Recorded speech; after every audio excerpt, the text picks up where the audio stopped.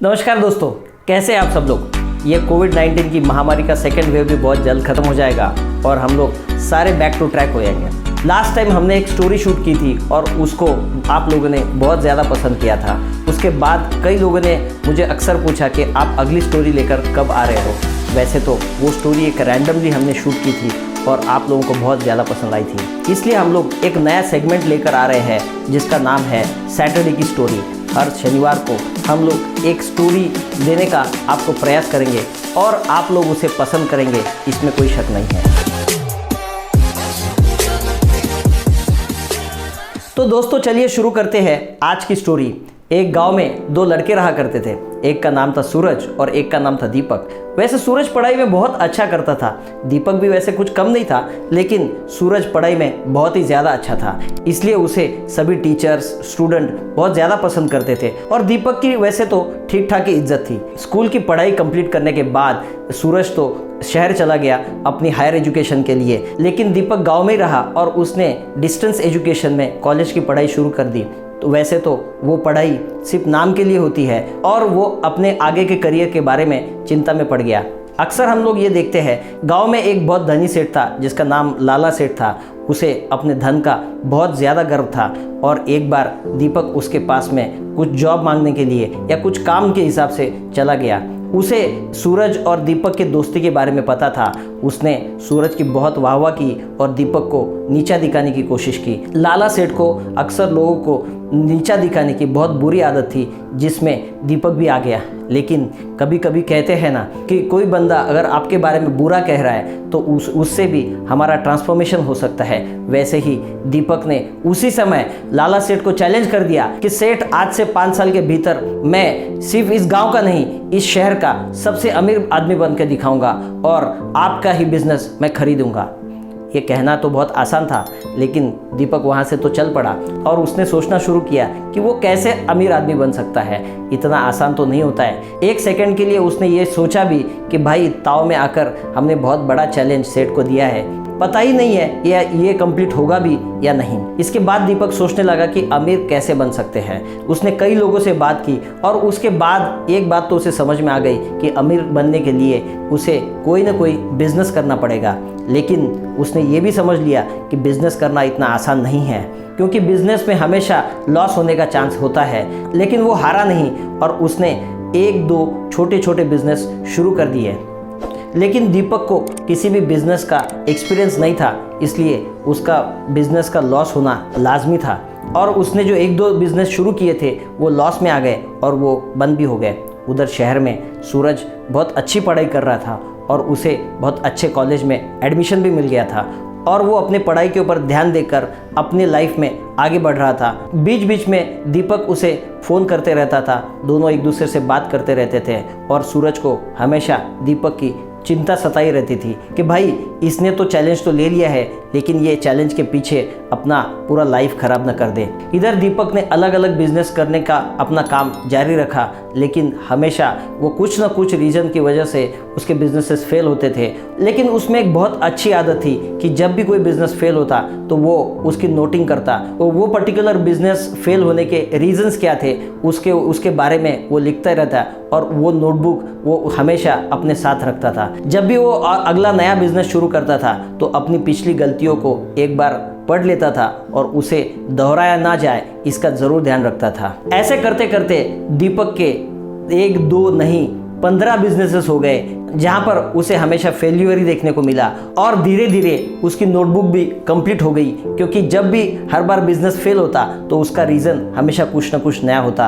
और अब तो उसकी नोटबुक भी कंप्लीट हो रही थी और उसे समझ में नहीं आ रहा था कि वो कैसे इस गांव का या इस शहर का सबसे अमीर आदमी बने।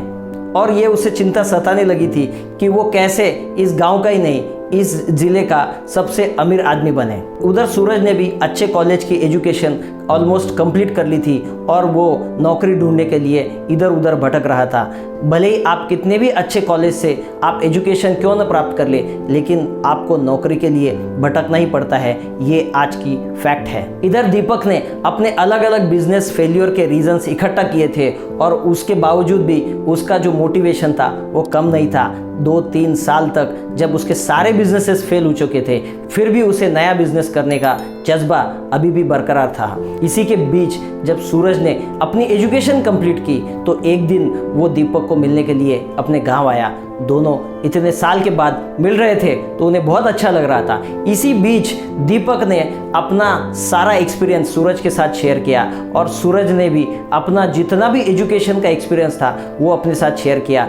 सूरज के पास में बहुत अच्छे स्किल सेट थे और दीपक के पास बिजनेस फेल क्यों होते हैं इसका एक बहुत बड़ा एक्सपीरियंस था। सूरज वैसे पढ़ाई में तो बहुत होशियार था, उसके स्किल सेट भी बहुत अच्छे थे, लेकिन बिजनेस शुरू करने के लिए उसके दिल में हमेशा एक डर बना रहता था, क्योंकि बिजनेस अगर फेल हो जाता है तो लोग क्या कहेंगे, ये डर उसके मन में हमेशा बना रहता था। जबकि दीपक को इसकी कोई चिंता नहीं थी, क्योंकि वो ऑलरेडी 10-15 बिजनेस में फेल हो चुका था, तो इसलिए उसे लोग क्या कहेंगे इसका डर कभी नहीं था। वो हमेशा ये सोचता था कि आने वाले टाइम में हम लोग जो भी बिजनेस करें उसमें ये सारी गलतियां हम रिपीट ना करें। शायद कोई नई गलती हो या शायद कोई नई सीख हो जिससे बिजनेस शायद हमारा फेल हो सकता है। उसके बाद दोनों दोस्तों ने अलग अलग सब्जेक्ट के ऊपर, अलग अलग बिजनेस आइडियाज़ के ऊपर बहुत गहन डिस्कशंस किया और जब भी कोई नई आइडिया सूरज दीपक को बताता तो दीपक अपने फेल्ड बिजनेस की नोटबुक से उसमें क्या प्रॉब्लम्स आ सकती है ये उसे बताता और सूरज उस टाइम पे चुप्पी साध लेता था। ऐसे कई राउंड ऑफ डिस्कशंस होने के बाद में दोनों किसी एक बिजनेस आइडिया के ऊपर काम के लिए राज़ी हो चुके थे। ऐसे कई बिजनेस के डिस्कशन के बाद दोनों एक बिजनेस के आइडिया के ऊपर काम करने के लिए राज़ी हो गए और दोनों ने अपना तन मन धन उसमें डालने का डिसाइड किया और दोनों ने उस बिजनेस को शुरू कर दिया। दोस्तों, किसी भी काम को सक्सेस पाने के लिए एक चीज़ नहीं चाहिए, उसे कई मल्टीपल चीज़ों का सहारा लेना पड़ता है। वैसे ही सूरज का नॉलेज और दीपक का एक्सपीरियंस, ये दोनों का कॉम्बिनेशन इतना बढ़िया बन गया था कि अभी शायद ही ऐसा कोई बिजनेस होगा कि वो उसे सक्सेसफुल ना बना सके। और धीरे धीरे उन लोगों ने जो बिजनेस शुरू किया था उसमें बहुत ही अच्छी तरीके से सफलता हासिल की और उनके 2 लोगों की कंपनी 200 लोगों की कब बन गई उन्हें खुद को भी पता नहीं चला। और वो दिन आ गया जहां पर अब लाला सेठ को उनकी जगह दिखाने का समय आ चुका था।